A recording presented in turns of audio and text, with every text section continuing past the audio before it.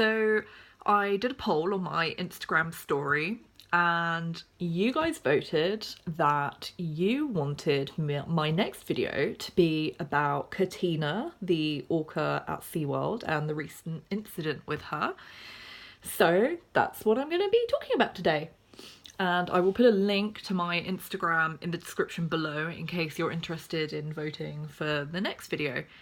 So in case you hadn't guessed, orcas are basically the biggest passion of mine in the world. I'm wearing a top appropriate today. Oh, you can't really see it, can you? Da, da, da, da, da, da, da. Anyway, so I probably will do quite a few videos about orcas in the future. And actually, if it wasn't for orcas, maybe I wouldn't even be vegan, so I have a lot to thank them for. But that's another story. So let's just get on with this. So, the situation. For those who don't know, the situation goes like this. A wild-caught orca called Katina, who lives at SeaWorld Orlando, injured her dorsal fin quite severely. And rumours began to surface like last week sometime, but nobody knew for sure. Like, nobody had a definitive answer. SeaWorld hadn't said anything about it. No one had any evidence. It was just this kind of weird rumour. Eventually, a really fantastic organisation called Ocean Advocates News went along and visited the park. And they managed to capture some fantastic photographs and managed to get us some updates on the situation, whilst also capturing some photographs of another orca called Malia, who has quite severe skin conditions. So they managed to feed two birds with one hand. So after their blog post, which by the way I will link in the description below, SeaWorld kind of had to make a statement at that point since the photos were everywhere. And SeaWorld made a very, very short Facebook post whilst also linking it to a Q&A about the incident. They claimed that Katina had injured her dorsal fin by getting into an aggressive scuffle with one of their other orcas called Trua. He is a 12-year-old male who lives at the park. He's captive born. And they said that they were treating her wound with honey and laser treatments to ensure that she didn't get any secondary infections. I do have a couple of issues with their statement that I wanted to pick apart. I'll post a link to their statement in the description below, as well as their blog post where they did a Q&A. So my issues are, they always refer to Katina as the matriarch. Now, you can't have a matriarch in captivity because it doesn't work that way. But what they're trying to say essentially is that she's the most dominant orca there. So if she's the most dominant orca, why is someone who is lower ranking managing to bite her dorsal fin to that extent? I mean, the injuries are so severe, it's so graphic to look at. So that's my first kind of question about their statement. There are also no tooth marks. There's no sign of a scuffle. There's no rake marks, signs that an orca's dragged their teeth. There's just no evidence of that. So it's very strange. Also, they have had issues with their gaits before. An orca at SeaWorld San Diego called Nakai really, really injured his mouth, his chin, a couple of years ago. You've probably all seen the insane photos. And that was a gait-related incident. And I'm assuming that if they did have another gait-related incident, they're not going to be open about it because it's bad press for them. But it does seem like that's the most probable cause of what happened to Katina. And they will know. They will know with 100% certainty what happened because they have cameras everywhere. After what happened, especially after what happened to Dawn with Tillicum, they will know 100% what happened to Katina. But we never will know. So all we can do is speculate and guess and just hope that Katina makes a speedy recovery. I mean, orcas are so resilient. It's so different when they're in the wild, I think, because they've got the salt water to like cauterize their wound. That wouldn't cauterize their wound. Sterilize. That's what I meant. My mum would be so ashamed, she's a nurse, that I'm getting my terms wrong. But yeah, anyway, we're never gonna know for sure, so all we can do is just hope that she makes a speedy recovery, and also that Malia's skin condition gets better soon, because she's starting to look very similar to how Kazaka looked before she died. Kazaka was the most high-ranking female at SeaWorld San Diego who died not that long ago. She was the last orca to die in captivity. And Malia's kind of looking a little bit like that. So let's pray for Katina and Malia to make speedy recoveries. So in my Instagram poll, I also asked whether I should just speak about the incident with Katina or whether I should talk about a couple of other things that are in the news regarding orcas, and it was very close, but just by a fraction you guys said you'd like to hear me speak about some other things, which is really exciting for me because I'm really passionate. So another thing that's in the news at the moment is about an orca called Morgan. Now, Morgan resides at a park in Tenerife called Loro Parque, or Loro Parque. I don't know whether it's Loro Parque or Loro Park. I'll just say Loro Parque, but meh. Okay, so Morgan lives at Loro Parque, and her story is very, very complex. Basically, she was found alone and very, very hungry, bless her, when she was 7 years old, so still very young, off the coast of Dutch shores, sorry, and she was taken in, like rescued by an organisation, and it was kind of with this promise that she would return to the wild. But after many, many, many court cases, it was ruled that she should go to Loro Parque. And she has not done well there at all. Their social structure is absolutely abysmal. It's so bad. There are two other females there called Koana and Skylar, and both of them are very, very dominant, and especially Koana, and they are always getting into scuffles with everybody, especially poor Morgan. And then there are three males who are there too. There's Aiden, who is Koana's rejected son, and he is such a loner. He's always on his own, and he just suffers terribly. And then there's Takoa, who has to be the most bullied orca I have ever seen in my life. Like, there was a period of time where he actually looked borderline stripy in appearance because he was so, like, scratched with other orcas' teeth that he looked like a stripy whale, and that was so sad. And he got so thin for a while as well. And then the other orca who was there is Keto, and Keto is so dominant, it's insane.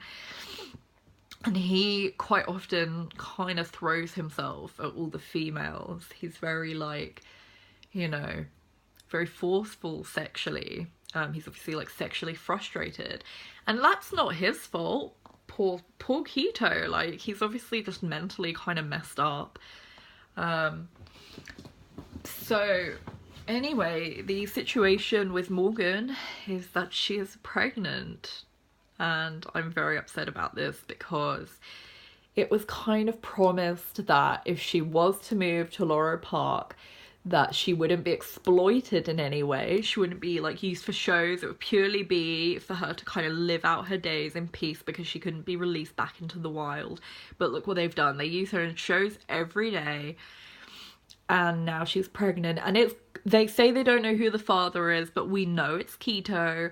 Like, Aiden is a submissive little baby. Takoa is so like low ranking. He's like the lowest ranking orca in the park. And then you have Keto, who like forces himself on everyone, and it's just so apparent to anybody who knows the situation that it's Keto's baby. And I think they don't want to admit that because I don't know why they wouldn't want to. Maybe because they know that we know the whole situation. They released a video about the situation actually a couple of days ago, and it is the most infuriating video that I think I've ever watched, where they just basically talk about how high the welfare is and how they always look out for the mums and they let the mums do what they want to do, and like they've never forced Morgan to do any behaviours that she doesn't want to do or that she won't feel comfortable doing. And whilst I'm sure that's true to an extent, in the next breath they're getting her up onto the slide out where she'll be crushing her little pregnant belly and she'll be crushing the fetus. It is just so deplorable that she's having to live this life after being in the wild for 7 years. It's just awful. And the other thing they say in this video is about how they have this great like history with rearing calves. That is absolute tosh. Like, I cannot. The last 2 calves who were born at the park were Aiden, who Koana rejected straight away, and now he is like a loner, and Vicky, who Koana also rejected, and then she died. So I don't think their calf history is so great. Morgan has also never seen mothering. We don't know how much she saw mothers in her first like 7 years in the wild, but she's certainly never seen successful mothering whilst being in the park, so the chances of her rejecting this child are very, very high. And also she has, I don't know, even if she does reject this calf, the chances of the calf surviving are very, very slim because they clearly don't know how to take care of them. I mean, look at what happened to Vicky. So basically this is just the worst thing that could probably have happened to Morgan. And what's really sad is we all knew from the moment that they said that she was going to live at Loro Parque that she would go on to be exploited like all the other orcas, and that they would use her as a breeding machine because it's adding new gene pools, and that's great for them. It wouldn't even surprise me if they'd used artificial insemination, to be honest, but I don't know, Keto's so forceful that it probably was him. Anyway, all we can do is hope that she survives and that her calf survive. But I don't know, do we hope they survive when they'll go on to live this horrific life? I don't know, time will tell. She's not due for a while, so I'll probably make another video around the time when she is due. And I will post a link below to information about the Free Morgan Foundation, which is fantastic. Although I don't know how active they are anymore now that she's trapped in captivity and being bred from. But I will post some information about them below, and I will also post a link to that disgusting video about how successful they are with their breeding and how great it all is in captivity. The last thing I wanted to talk about is actually some slightly more positive news, because I didn't want to end on this like negative note. So to finish off, I want to tell you about Lolita. For those who don't know, Lolita, and by the way, I'm really sorry, I seem to have a very bad cold that's just developed halfway through this video. Oh, that's horrible. Yeah, anyway, sorry. For those who don't know, Lolita is a wild-caught southern resident orca. The southern resident orcas are very, very endangered now. There's very little left in the wild, so it's all very depressing. But Lolita was caught decades and decades ago, almost 50 years ago now.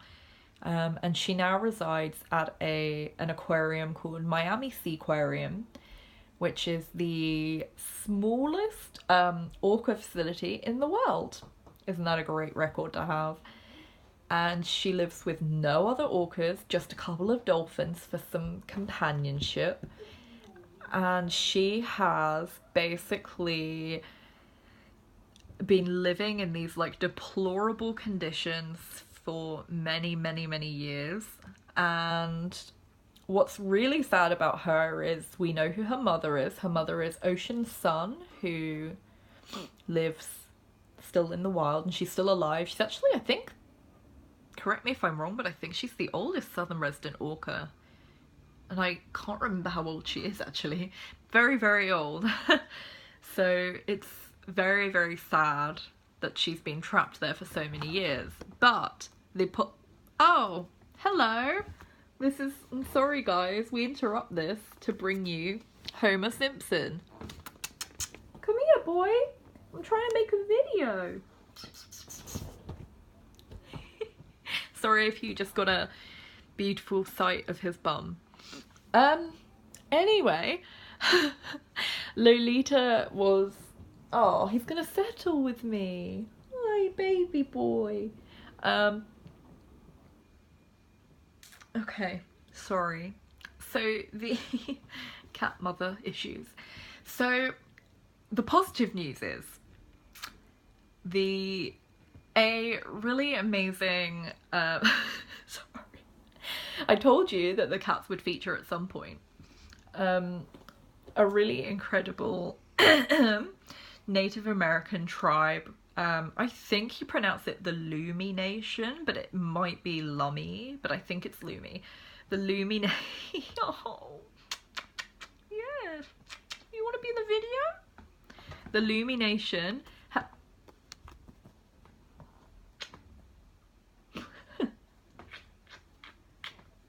I'm sorry, guys.